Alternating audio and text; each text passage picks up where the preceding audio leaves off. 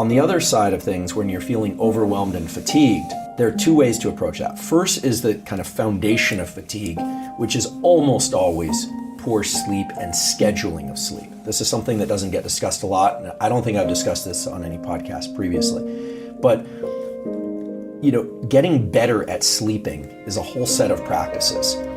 But sleep is a slow tool. It's not a real-time tool, because if you're feeling exhausted and you have to get up and have your day, deal with children, deal with work, deal with life, we can talk about how to get better at sleeping, but in real time, what you want to do is you want to bring more alertness into the system. Focus and alertness.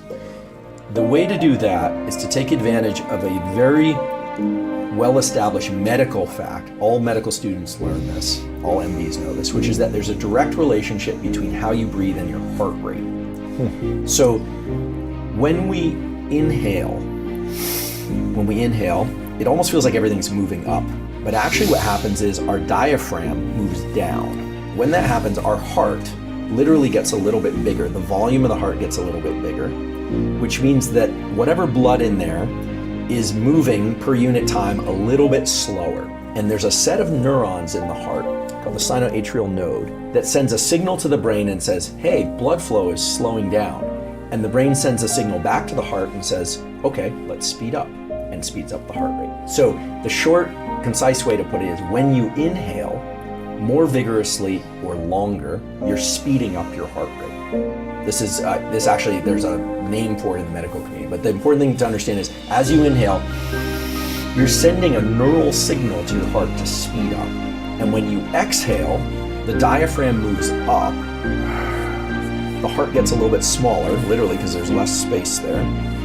Then there's a signal sent to the brain, and the brain sends a signal back and says, slow down the heart rate. So if you want to become more alert, you actually can just simply make your inhales a little bit more vigorous or a little bit longer than your exhale. Longer or more vigorous inhales will speed up your heart rate and make you more alert.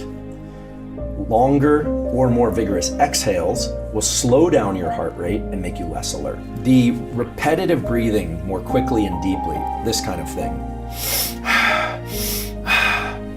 or some variant of that, all through the mouth or all through the nose, brings up the heart rate and causes the adrenal glands, which sit right above the kidneys, to secrete adrenaline. They make you more alert.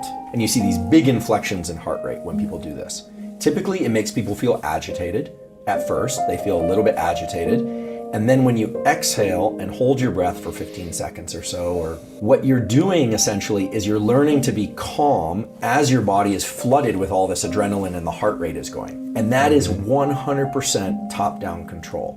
What you're doing in those moments is you're learning to take your forebrain and say, fight the temptation to move, fight the temptation to breathe. This particular pattern of breathing, 25 or 30 times, followed by an exhale and a hold, and then a big inhale and a hold, sometimes doing more inhaling and exhaling type repetitive breathing. That is really somebody training themselves how to self-induce stress. And we know from some good literature and some emerging science that's still ongoing that it is possible to get comfortable in these agitated states so that your mind is okay, feels okay when the body is feeling like it wants to tremble or move, that you can learn to suppress that activity.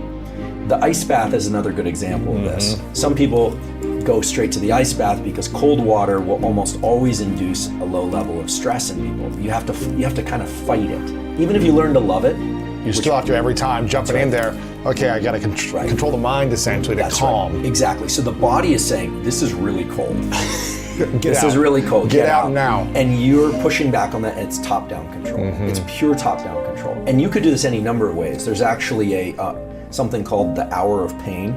The hour of pain was actually described to me by a friend of mine, former military special operations guy, who said that they place you, this wasn't through military, but this is a kind of outside the military extracurricular activities of placing you into one position on the floor, and you have to stay there for an hour, which can be excruciating. There's so much limbic friction where you want to move so badly because the stabilizing muscles of the body and the feedback in our musculoskeletal system says, move, move, move. I just want to move the tiniest bit. And so all that practice is, it's just a different version of the ice bath. Yes. You're learning top-down control. So, long exhale breathing, lying down on your back, completely relaxing your body and learning to completely turn off thinking, which sounds hard, but you can learn how to do it very quickly if you do that practice for about 10 minutes a day. Yeah.